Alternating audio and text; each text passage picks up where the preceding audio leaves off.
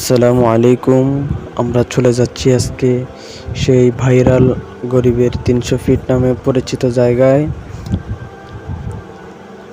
আমাদের সাথে আছেন আরাফাত ভাই, জাহিদ ভাই এবং মুর্শিদ বাঙ্গালী ভাই। আমরা তিনজন মিলে আজকে চলে যাচ্ছি। যাওয়ার পথে আসলে মাগরিবের সময় হয়ে গেছিল, তাই আমরা এই মসজিদে মাগরিবের নামাজটা আদায় করে নিয়েছি আলহামদুলিল্লাহ। মাগরিবের নামাজ আদায় করার পরে আমরা চলে গেলাম সেই ভাইরাল ৩০০ ফিট। আমাদের সাথে যুক্ত হয়েছেন আইকে রিয়াদ ভাই। এরপরে আমরা দেখতেছি, ঘুরতেছি। আসলে সেখানে যাওয়ার পরে যেটা বুঝলাম, আমরা বাঙালি জাতি আসলেই হুজুগি। বাস্তবেই দেখার মতো ওখানে কিছু নেই। তারপরে যেহেতু চলে গেলাম, কিছু তো খাইতে হবে, কিন্তু জায়গা কই? আমরা দাঁড়িয়ে দাঁড়িয়ে জায়গা খুঁজতে আছি। জাহিদ ভাই তো অপেক্ষায় বিভোর।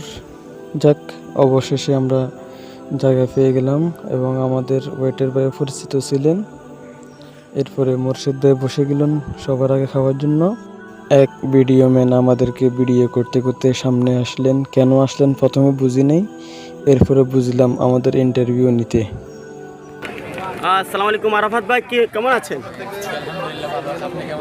এই যে নোয়াখালী সেনবাগ থানা ভাইরাল গরিবের ৩০০ ফিট জলশিরি ক্যাফে অ্যান্ড রেস্টুরে এসে আপনার কিরকম লাগতেছে?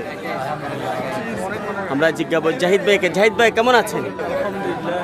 আচ্ছা, এই জলশিরি ক্যাফে অ্যান্ড রেস্টুরেন্টে এসে আপনার কেমন লাগতেছে? খুব ভালো লাগছে।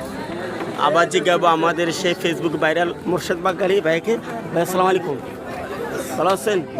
ভাইয়া, এই যে গরিবের ৩০০ feet viral Jolshiri cafe and রেস্টুরেন্টে এসে আপনার কিরকম লাগতেছে? আলহামদুলিল্লাহ, অনেক ভালো লাগছে। ধন্যবাদ। আসসালামু আলাইকুম। আমরা ভাইয়াকে অনুভূতিটা জানবো, তারপর আর একটু জানবো। খাবার সামনে আসার পরে আমরা খাবার নিয়ে ব্যস্ত, অনুভূতি বাদ। এখন জাহিদ ভাই বলতে আছে যে ক্যামেরা করো ভালো করে।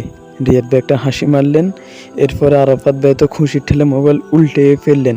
উনি বুঝতে পারেন না যে ক্যামেরা কোন দিকে। আমরা খাবারটা খেলাম জলশিরি ক্যাফ অ্যান্ড রেস্টুরেন্ট। এখানে খাবারটা অনেক ভালো।